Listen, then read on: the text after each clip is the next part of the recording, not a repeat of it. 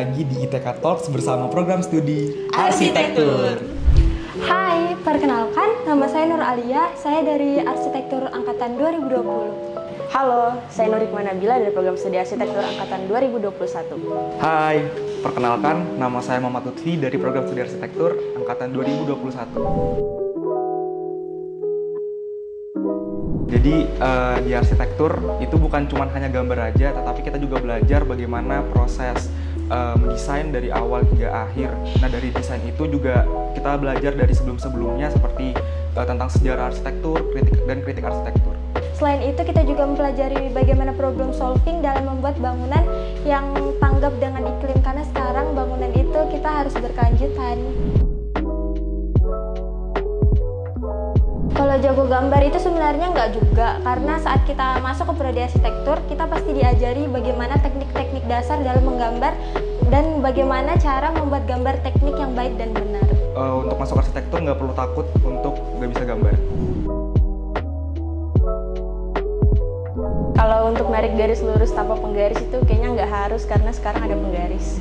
Kalau itu bisa, kalau kita misalnya sudah terbiasa membuat garis, tapi kalau saya sendiri enggak.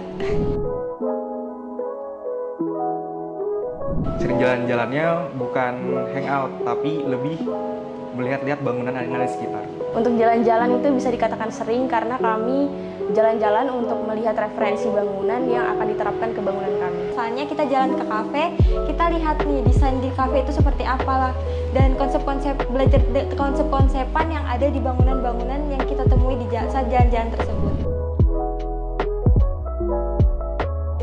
Untuk mahal atau murah itu relatif ya teman-teman, karena untuk sekarang tuh kalau kita lihat alat-alat yang murah itu juga banyak. Tapi kalau misalnya kita pilih untuk beli alat yang bagus sekalian, itu bisa jadi investasi, bisa dipakai sampai kita kerja nanti. Untuk mahasiswa arsitektur, jam tidurnya sebenarnya relatif aja sih. Kalau bicara jam tidur itu sebenarnya tergantung dengan cara kita membagi waktu, bagaimana kita membagi waktu istirahat, waktu tugas, sama kesibukan-kesibukan yang lain. Kalau outfit anak arsi yang paling identik, rata-rata teman-teman arsi ini suka pakai baju warna hitam.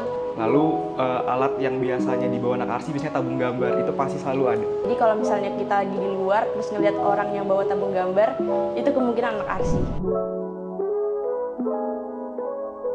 Untuk lulusan S1 arsitektur belum bisa menjadi arsitek, karena lulusan S1 arsitektur itu harus melewati lagi yang namanya proses magang untuk mendapatkan sertifikat SRA dari IAI atau Ikatan Arsitektur Indonesia.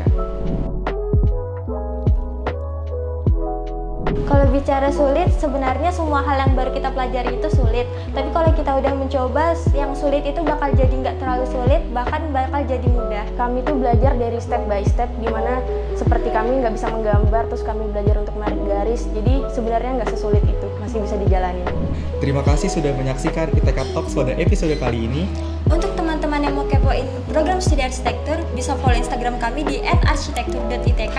Dan jangan lupa untuk kunjungi website kami di ars.itk.ac.id. Sampai jumpa di ITK Talks selanjutnya. Dadah!